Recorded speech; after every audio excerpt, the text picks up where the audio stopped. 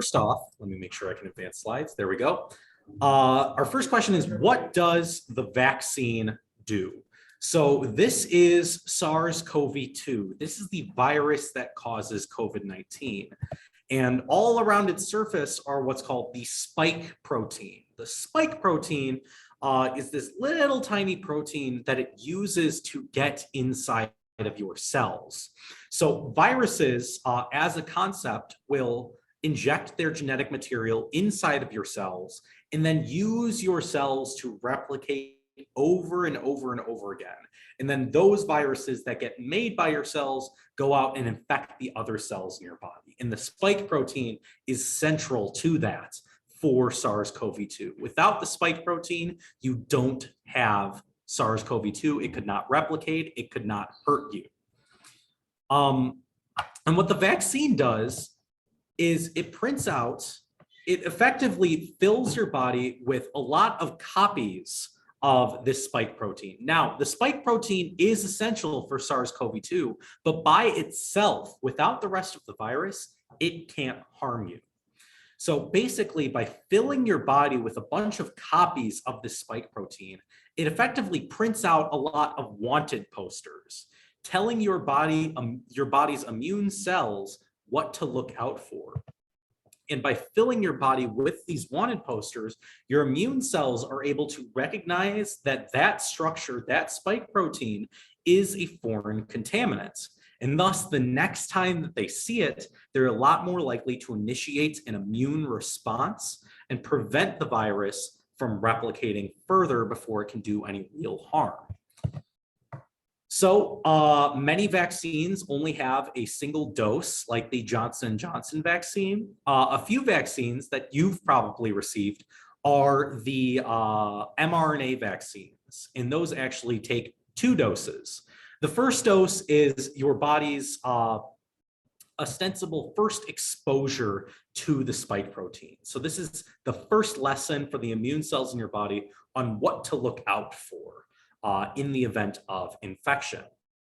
The second dose is exactly the same thing, but because your body has already seen these cells, has seen this spike protein before, it's a reminder to those immune cells, and it reinforces the fact that if they see this spike protein, they should initiate an immune response. So again, in any 2-dose vaccine, the doses are the exact same. The reason why the second dose can give people symptoms sometimes is because of that immune response acting up. The body sees the spike protein for a second time, and because it's been taught that it should initiate an immune response, it does. It doesn't happen for everybody, but it does happen for a lot of people who receive the second dose in that 2-dose series. So once the immune cells in your body that have been trained with these antibodies against SARS-CoV-2 actually see a SARS-CoV-2 virus, they can then initiate an immune response through recognition and prevent that virus from replicating. So all in all, a very simple concept for how it works with some very complicated science actually underpinning it. But not too hard to understand what's going on there. So the next question, what is the Delta variant? When SARS-CoV-2 was first discovered in December of 2019, and when it arrived in the United States in February and March of 2020, we were dealing with what's called the ancestral strain, basically the godfather of all of the SARS-CoV-2 that we have in the world right now. That one didn't really have a scientific name other than SARS-CoV-2. And through gradual mutations over time, tiny little parts of the spike protein got changed. Every time the SARS virus replicates, there's a tiny chance that there's going to be a mutation in its spike protein, and an even smaller chance that that mutation is going to make that virus a little more contagious or a little more deadly. And through that process of mutation, we've wound up with a few different variants over time. Some variants that you might have heard of already are the alpha variants, also known as B117. That came around the start of 2021. It came to the United States. The Gamma variant, which came from Brazil, the Beta variants, which came from South Africa, and of course, today's boogeyman, the Delta variant. The Delta variant came from India. They had a very large wave recently that led to a lot of infections. And through that large wave, this strain arose that was especially infectious. I've seen estimates that the Delta variant is about twice as infectious as the ancestral strain, and about 1.4 times as deadly. So about a 40% greater chance that if you're infected, you'll have a severe outcome. And that's generally what's leading to a lot of the panic around the Delta variant. So the question is, do vaccines still work on the Delta variant? It's a very short answer, yes. I'm going to make this answer a little bit longer so that we can understand why. So vaccines have been tested against the ancestral strain, the Alpha variant, and the Delta variants. Right here, I'm showing data for the Pfizer vaccine. This was the easiest data to present all at once, and I didn't want to overload the information. You should know that for other vaccines, although the data is messier, the conclusions are very much the same. So for the Alpha variant, which is again what we were dealing with in early 2021, the vaccine efficacy against infection was 94%. That means that for every 100 people that get infected and are unvaccinated, only 6 people who are vaccinated got infected. When you compare the control group that didn't receive the vaccine to the experimental group that did. The Alpha variant, or the Delta variant, in comparison, returns an 88% efficacy against infection, which means that for every 100 people that get infected in the control group, only 12 got infected in the experimental group. And again, these trials were conducted with the Alpha variant, which we were dealing with in early 2021, and the Delta variant, which we're dealing with now. So all in all, although vaccine efficacy against infection fell, it is still very, very effective. It is about a 6-fold reduction in your risk for infection by getting vaccinated. Moreover, it's actually just as effective, if not the same efficacy as before against hospitalization. So for the Alpha variant, they found that for every 100 people that got hospitalized in the control group, only 5 people got hospitalized in the experimental group that received vaccines. And that was for the Alpha variants. And a similar efficacy against hospitalization was returned for the Delta variant. So vaccines are incredibly effective at preventing severe outcomes like hospitalization and therefore death, even in the face of this more contagious variant. So the reason why they are slightly less effective against preventing infection is because the Delta variant's spike protein is slightly mutated in comparison to previous variants. Therefore, to your body, it looks just a bit different. For a lot of people, this can be confusing for the body's immune cells, and this new spike protein might actually escape detection by those immune cells.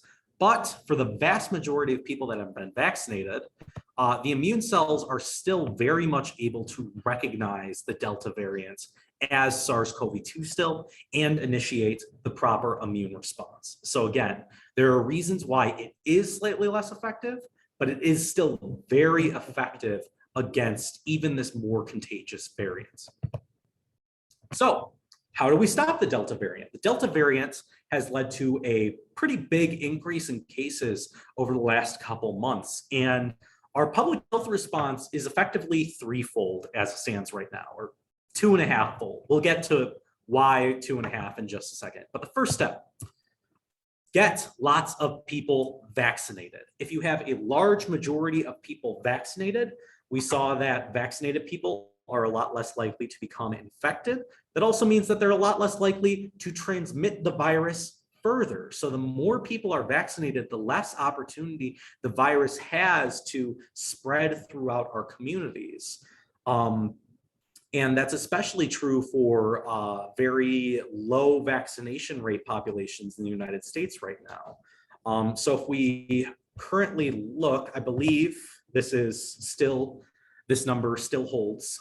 This number is, last I checked, last week. About 53% of the entire US population has received 2 or more doses of their vaccine, or has been completely immunized, rather. So that's 53% of the population under that protection that we talked about earlier, and we want to get that number as high as possible. We want a vast majority of people vaccinated over time. Our second intervention is to use what are called non-pharmaceutical interventions, or NPIs. This is a fancy public health term for things that you've already heard of. Wearing masks indoors, maintaining social distance, restricting travel to places where you could be exposed, implementing capacity limits in stores and other venues are all examples of non-pharmaceutical interventions that have been used in the past, and many of them continue to be used right now, especially with the executive order that came from the governor recently that instituted the use of masks in public places again. And finally, this is our half intervention, is the administration of booster doses. So this is effectively if you've received the first 2 doses of the Pfizer or Moderna vaccine, or the first dose or the only dose of the Johnson & Johnson vaccine. This would effectively be another dose of that vaccine that would again remind your body what it's looking out for. Your body will generate antibodies and keep those antibodies around for longer the more times it is exposed to something. So if you've printed out a lot more copies of that wanted poster that we were talking about earlier, that provides even more opportunity for your body to recognize and attack those foreign contaminants if they show up on a virus in the future. One opportunity with the booster dose is to slightly modify the spike protein that's actually included in the virus so that it looks a lot like the spike protein that belongs to the Delta variant or any other contagious variants that we're dealing with at this time. The reason why this is a half step is because this measure, although it's been supported by the executive branch, is still under review by the CDC and by the Food and Drug Administration, the FDA. So I'll hesitate to provide any more information about this because we don't have all the information. There will be guidelines that come out, I'm sure, in the next couple months that will tell you, okay, you should get a booster dose 6 to 8 months after your second dose, or maybe even a year after your second dose. But again, it's not set in stone. So be on the lookout for that information as it comes around. And as we implement these 3 measures, what that will help us do is drive down the number of cases so that we can reach a new low for the number of infections that are happening in the United States and in the world at any given time. And it will also prevent more mutations from occurring so that we don't get an even more contagious variant that would again complicate our public health response. So, with regard to these interventions, how are we doing? A lot of interventions have been implemented very recently. The executive order from the governor, I think, took effect last Friday. Either that or yesterday. I don't quite remember. But new interventions have been put in place. So briefly, I wanted to show you, at first I thought Belmont was in suburban Cook County, turns out it's in Chicago. So I'm actually going to take you guys out of this PowerPoint and show you this graph. This is what the number of hospitalizations on a daily basis look like in the city of Chicago, stretching all the way back to March 2020, all the way to today. So in our most recent peak was in December of 2020, when we were averaging around 120 COVID-19 hospitalizations every day. Now we're averaging around 40. So we're doing better than we were in relation to January 2020 or January 2021. But in comparison to the most recent low points of July 2021, we're experiencing about 5 times as many hospitalizations a day. So things have been on the rise recently, especially in the city of Chicago. And although they've continued to level off, we really want that curve going back downward before we can lift any mitigations. So for that reason, locally, we should stay vigilant. I also want to give you a look at the state of Illinois as a whole. So this is the total number of hospitalized COVID-19 patients. So this is not the daily hospitalizations anymore. This is the sum of how many people are actually in the hospital right now with COVID-19. And it's about just over 2,000 right now. Back in December, it was over 6,000. And again, we are well below that peak. We are still quite a ways away from overwhelming our hospital resources, but we're still on the rise. If we can get that peak turning downward, then we're in good shape. Right now, it seems to be leveling off, but again, we got to push it down even further.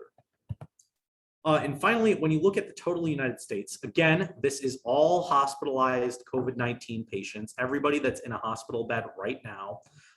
In September 2020, or in September 2021, we are looking at just over 100,000 hospitalized in the United States. And that's comparable to what we saw back in January 2021.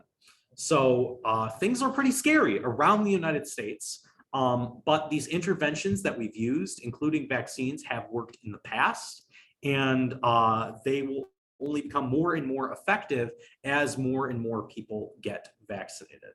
So hopefully, as these new interventions that are going into place take effect, we will see these curves turning around. So with that, we wanted to answer any questions that you might have. Feel free to throw them in the chats. If you're there in person, you can raise your hand and we can make sure that that question gets recorded. But first, I'm going to open up the chat and I'm going to, thank you for the claps. I appreciate that.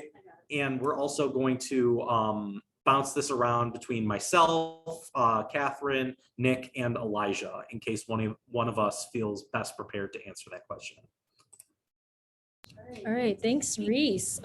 Great presentation, and it was very informative. So yeah, we're gonna open it up to questions now, so feel free to raise your hand. There has been one in the chat so far, and says, why do we choose the spike protein to make vaccines? If the virus didn't have a spike protein, are there other parts of the virus you could make a vaccine against?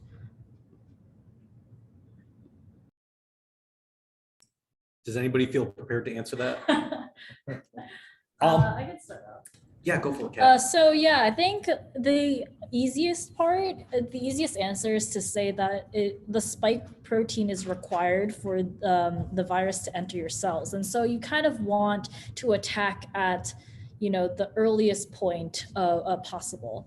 So I think in terms of kind of like how we are able to find targets for a vaccine, I think spike proteins are kind of one of the easier ones to figure out because they're on top and we do a bunch of fancy, biology techniques to sequence and figure out what it looks like. I think it's also a smaller component. And so you want to attack quickly, of course. And so it's kind of a combination of like it being the easiest thing to kind of understand and figure out quickly and develop a vaccine against. Thank you, Kat. We should also point out that the spike protein is unique to viruses. So another part of a virus that you might target is the what's called the the what is the viral envelope. It's a But that's just nucleocapsid. made out of what are called phospholipids.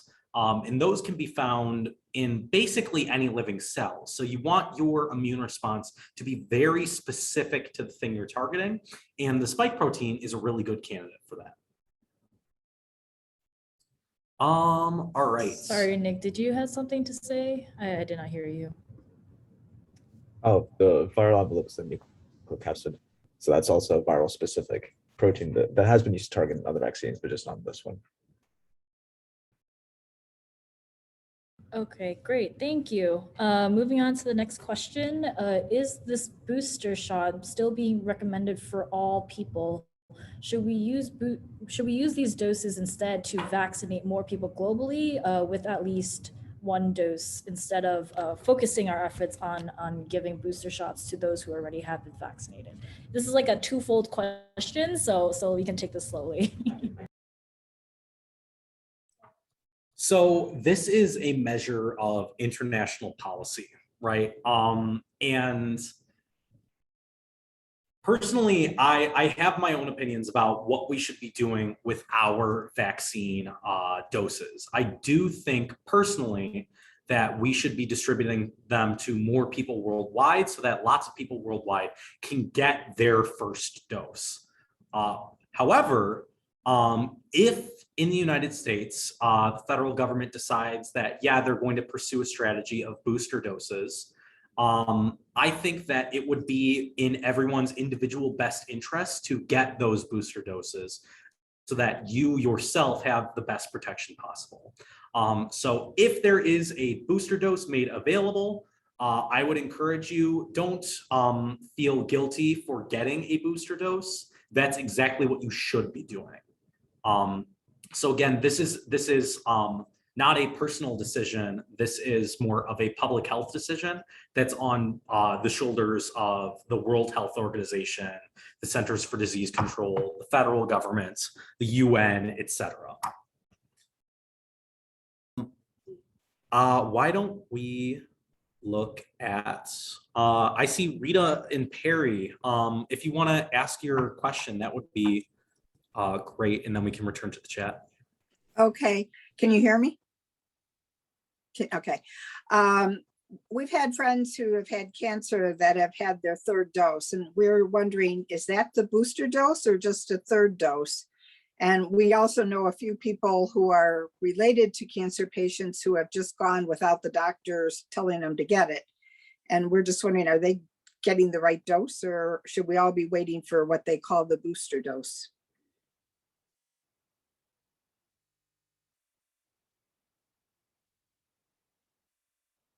Yeah, so to answer your question, the third dose is going to be the booster dose. It's just a third shot of the same dose of the first two vaccines that the patient would have received the first time. Okay, so it's been, go ahead. excuse me, he had mentioned that they were modifying it a little bit to help with the Delta. Have they done that? Yeah, so they're currently working on that right now. I believe Pfizer has made the formula for it, but they still need to test, like, because they've modified a part of the vaccine, they do still need to test it. But so for right now, like, if the US and the FDA regulator decide to give a go on a third dose, that will be just authorized for a third dose of what you received previously. But they're still kind of working out, the efficacy and the safety of the modified variant that Reese talked about earlier. Okay, thank you. Yep. Great question. All right, our next one. What about the J&J vaccine? Are there any boosters available for that? And can you mix the other vaccine boosters with the J&J one?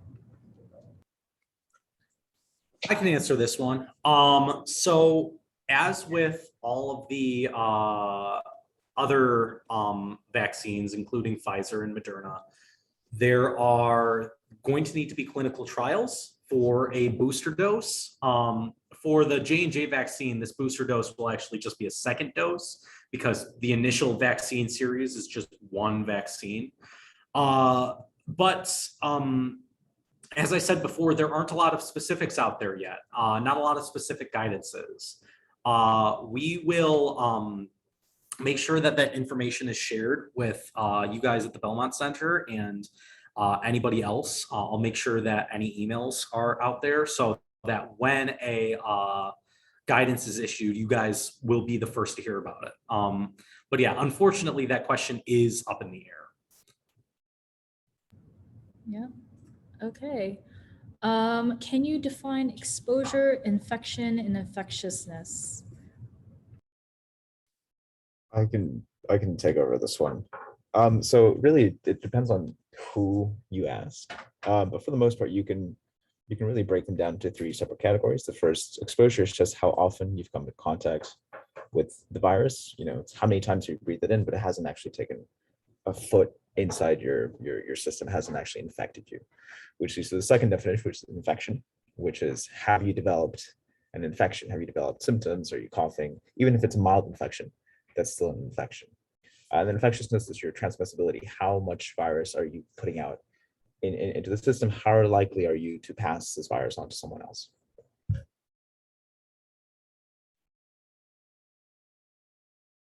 I mean, sometimes infectiousness can also refer to the virus itself. It depends on the context in what you're talking about. Sometimes we say like, I think the flu is more infectious than corona or something. Like there are viruses that are more easily transmissible to other people. I don't know the numbers, don't quote me on that one actually, but so we can refer to the kind of properties of the virus as more infectious or less infectious as compared to a different virus, as well as a person's state of infectiousness. So this is actually a really difficult question, as you might understand. So within the context of COVID, the CDC's definition of an exposure is being within 6 feet of a person who is infected for a period of more than 15 minutes. And then infectiousness is then the probability that the person that was exposed then gets infected themselves from that exposure. So when we say that a virus is more infectious or a strain is more infectious than any other strain, what epidemiologists really mean is that if you were to do 2 controlled tests where you had one person talking to somebody who had the alpha variant and one person talking to somebody who had the delta variant, who has the highest probability of then getting infected themselves? So exposure, infection, and infectiousness and contagiousness will all change their definition, but hopefully that's a satisfactory explanation. There's a lot of different facets to it, for sure. Great, thanks. The next question is, what is mRNA and how is an mRNA virus different from older viruses, I think is what they mean. Vaccine. Oh, mRNA vaccine potentially. Yeah, I think the question is, how is an mRNA vaccine different from the older vaccines? Sure. Let me return to my PowerPoint right now, and we'll return to that out the wanted poster. So mRNA is basically your genetic code.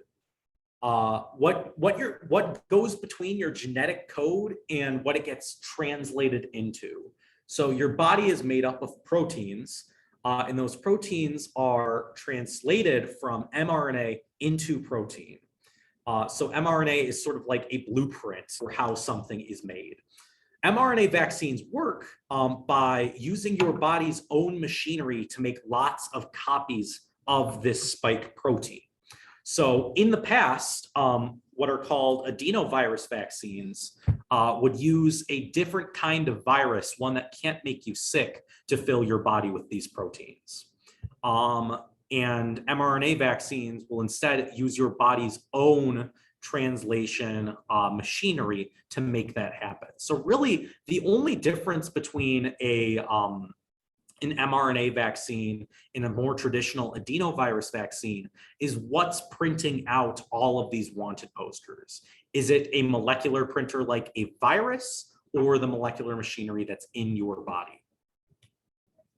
Yeah, so to clarify a little, there's also like other viruses, vaccines where they actually attenuate the virus. So it's kind of like a kind of weaker or killed off virus. Some vaccines use that method.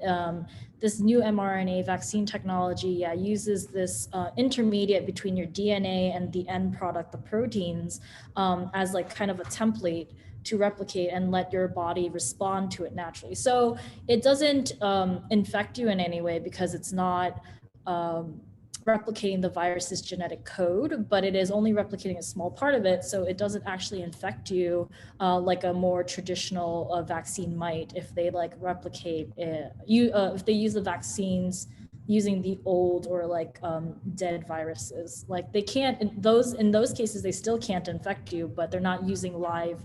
I mean, they're not live, they're just like virus particles. And essentially it just has a shorter kind of template, and then your body replicates that template, and then it kind of recognizes that it's not really your own body's, like information.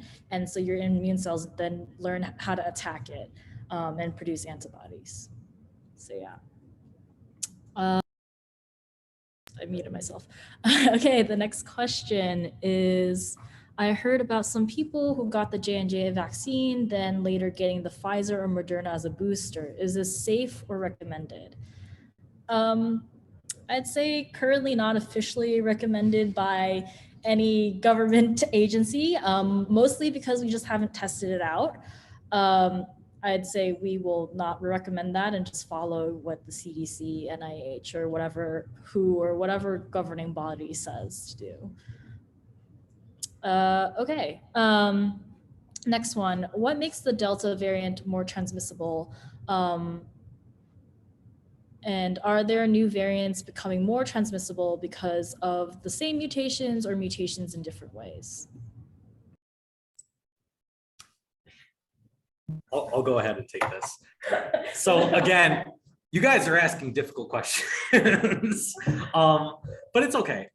So basically, one of the mutations that makes the Delta variant more transmissible is this little tiny mutation on the tip of the spike protein that makes it a little more sticky, so that if it runs into one of your cells, it can attach to it a lot more easily and then start the process of invading that cell.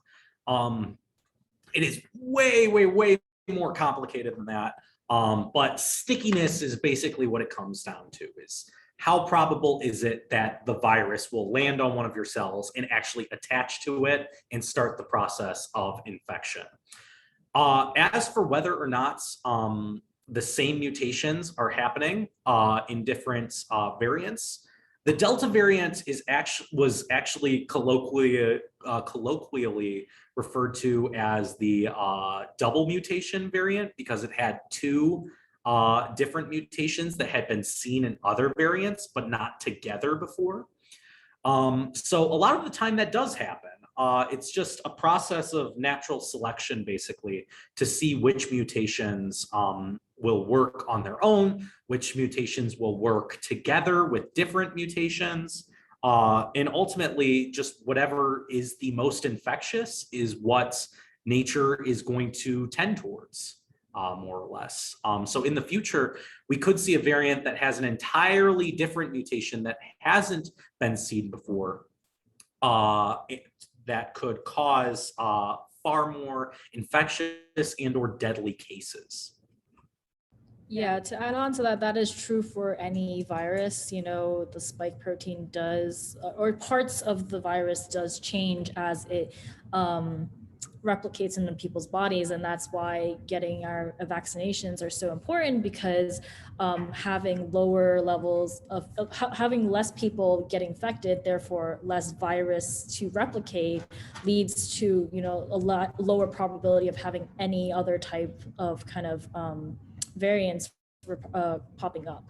Also, additionally, I have to mention that mutations are not necessarily always good for the virus. There are many, many, many ways it can go wrong. And I'm sure there's no way to count, but I'm sure there are many types of mutations where it has killed the virus and made them effectively inactive. And we don't know about those just because we don't see them.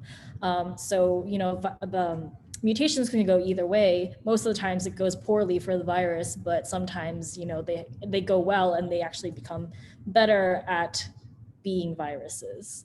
Will you answer Elizabeth's question, or will you read her question? Yeah, okay, so to tack on to that, how frequently are vaccinated people getting the viruses and under what circumstances? So the CDC and everybody still estimate that breakthrough infections is what they're called. It's still relatively rare. I think some estimates put it at maybe like 35 out of those 170 plus million people who are fully vaccinated, only about 35,000 per week are actually developing breakthrough infections, and that depends based off of the relative amount of virus circulating in your community. It could be like more common if you're in a like COVID hotspot where there are, you know, several thousand cases happening a day, or if you're in an area with like relatively low COVID transmission, you're going to have a much lower chance of a breakthrough infection if you're fully vaccinated. Again, this is a difficult question to answer because we only know if somebody's become infected if they receive a positive test. So the best way to look at it is to look at vaccine trials where one half of the test group gets vaccinated and the other half doesn't, and then see what the vaccinations rates look like between the two of them. Because if you get vaccinated, you're a lot less likely to get tested and therefore have your infection picked up. So these controlled trials tell us that there is like a 95% reduction in the chance that you're going to get infected, or for the Delta, it's an 88% reduction. As for what circumstances those happen under, again, it's very hard to tell because it's very hard to trace back exactly where people get infected. Presumably, it's under the exact same circumstances that people who have not been vaccinated will be under. Okay, great.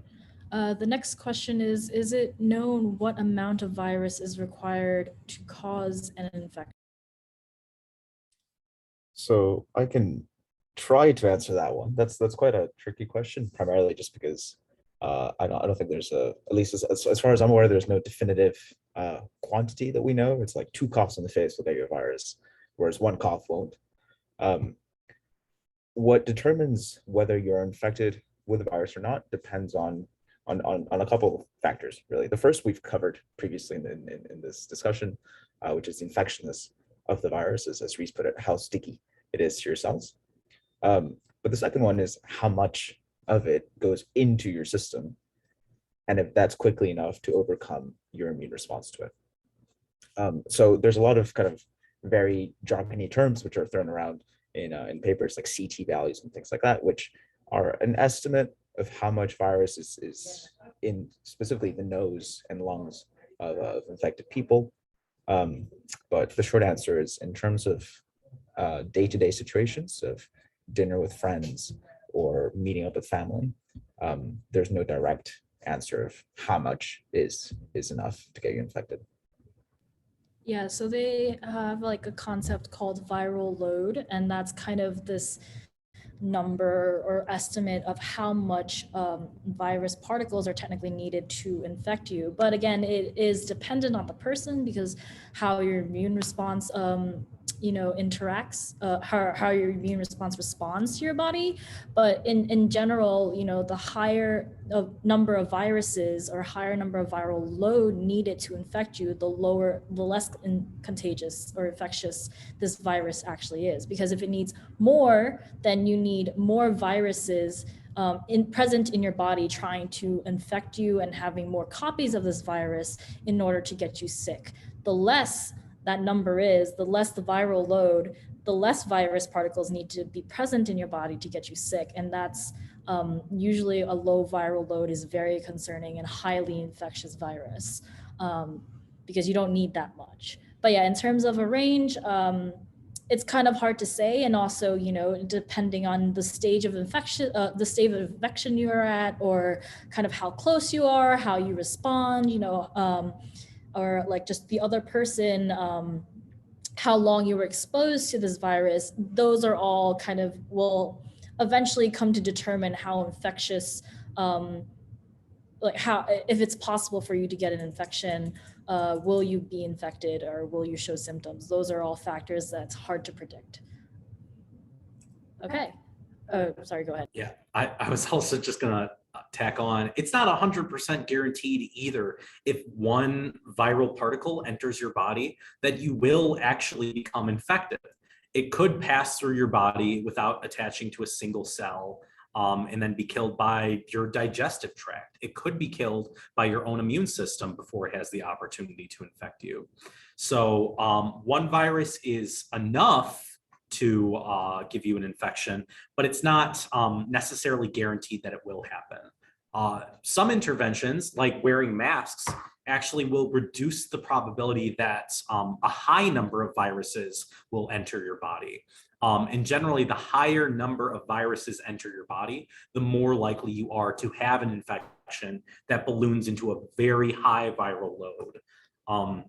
And although this is still making its way through research to find out if this is truly the case, there is a lot of evidence that suggests that the more virus you are exposed to, i.e. the higher viral load is imparted upon you, the higher probability that you will experience severe outcome, like severe symptoms, hospitalization, or death. So the non-pharmaceutical interventions like masks are effective not only in preventing infection altogether, but also for preventing more severe outcomes by limiting your intake of virus if you do come into contact with somebody who is infectious. Yeah, that's a great answer. Have scientists tried to predict what the future of COVID-19 is? Does the fact that COVID continues to mutate mean that we're always going to be dealing with COVID like we deal with the flu annually, or is it possible to eradicate it completely? I can briefly comment on this. So fully eradicating a disease, any disease, is very, very, very difficult. It's only, to the best of my knowledge, been done once before, maybe twice. There's one famous case, which I believe was smallpox. And that took years and years of global coordination. And smallpox is a very, very different virus and disease when compared to SARS-CoV-2.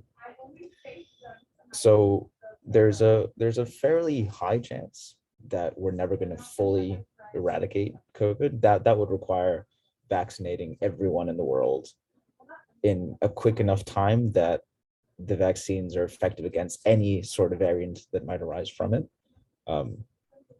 So unfortunately, I'm sorry I don't have particularly good news on the subject, but realistically, we're probably never going to fully eradicate it. But what can happen is that it will become what's known as endemic, which is constantly circulating in a population, and people build up a sort of natural resistance to it.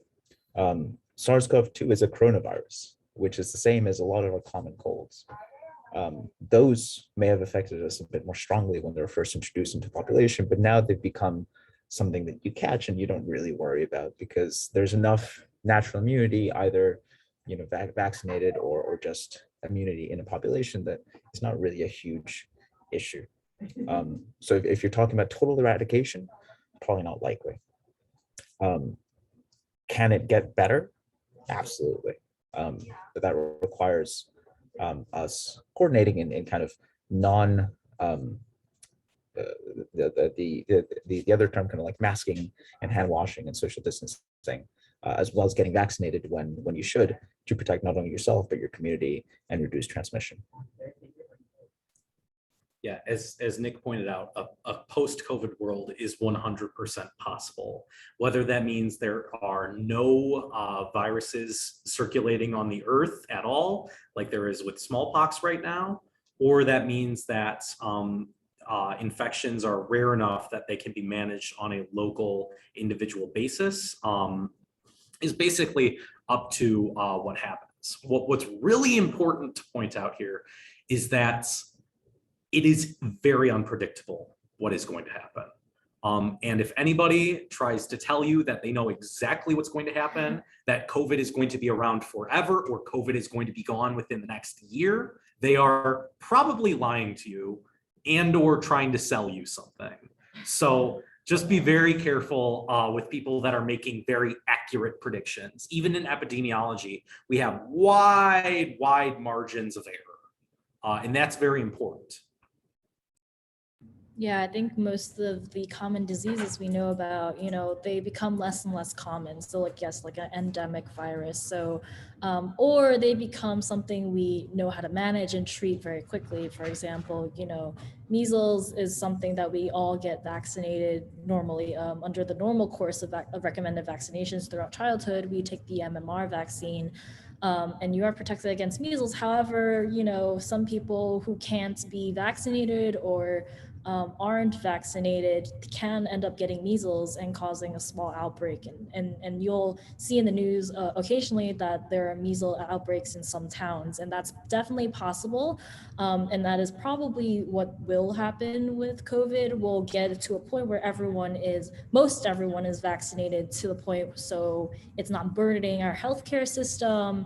It's just small pockets, hopefully, and we know how to more quickly respond and treat to it. And so the whole point is to get it through vaccinations, which will, lead to this immunity, a herd immunity kind of term you've possibly heard before, more quickly than if we just let it run rampant naturally throughout populations, because that would take a very long time and at the cost of many lives.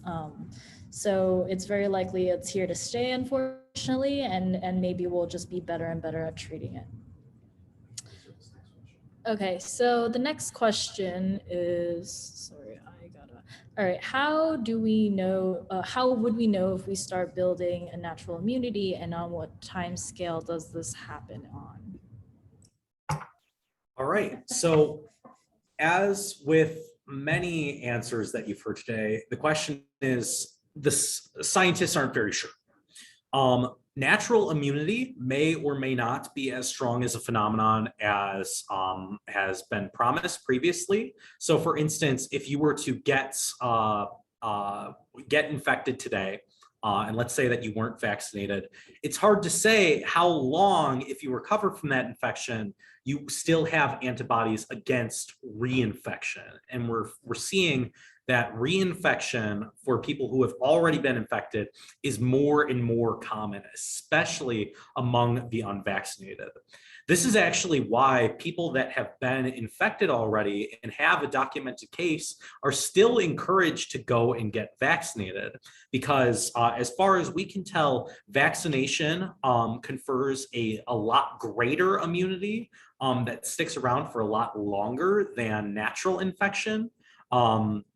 And it's a lot safer. There is an astronomically lower chance that you will have a severe outcome with vaccination than you will with getting naturally infected by SARS-CoV-2. To give you a specific answer, it's currently assumed that natural immunity, whatever that term really means, goes away after about 8 months. So if you're infected, about 8 months later, you're back to the same chance of infection as you were previously. And that's a gradual decline over time. It just becomes more and more probable. So again, very difficult to answer, but natural immunity is not something that can really be measured, nor is it as strong as synthetic immunity, I guess you would call it, if you get vaccinated.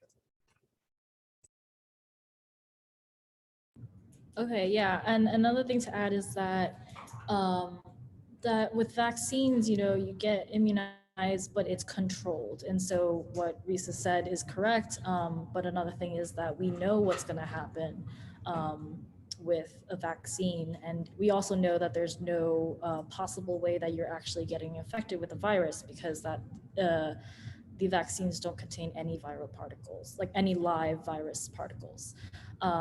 So that is also another added benefit. I just wanted to take a moment and pause for the Belmont Village, because I don't know if they've been submitting questions, but if there's any questions from the audience. And of course, you know, if you have any questions and you want to keep putting them in the chat, that'd be perfect as well. We don't have any other questions, and we actually have to run because the kids are coming here in a few minutes. So, but thank you guys so much. Seriously, Yeah. thank you. All right, great. So I'll ask if any other participants have any last questions. And if not, we will close out.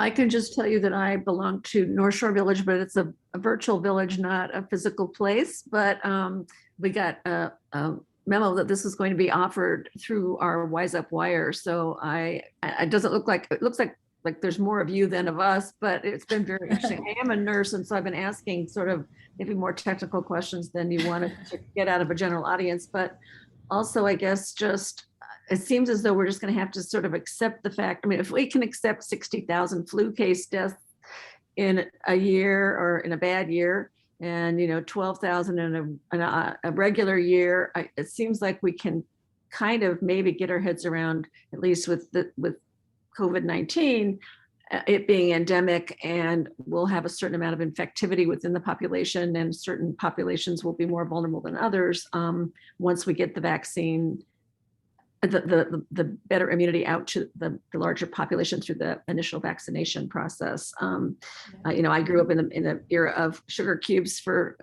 polio and swine flu and all that good stuff, and getting the vaccination was such a miracle. And the mRNA technology is so miraculous that we could go from a totally novel virus that we've never even seen in humans before to actually talking about 80% efficacy, 90%, 100% is phenomenal in terms of the science of it. So to see the opposition from such misguided reasons is really sad. But it's going to be an interesting time to see what happens as future other novel viruses arise, and we have more exposures for more things. But thank you all for working so hard on this, and good luck in your future careers. It's very exciting to see that there are young people who are into this and are going to be the leaders of the future. So good luck to all of you. Thank you. Thank Thank you. you. Thank you. Thank you. You're a nurse, so thank you for your hard work throughout the year. And you're completely right. Yeah, thank for all you. of that. It's great to hear that other people are being very vigilant about the virus as well. Thank you very much. All right, I think we're gonna end this session. Thank you so much, Science with Sweeney's, for inviting us to come back again. And thank you, Emily, for organizing it.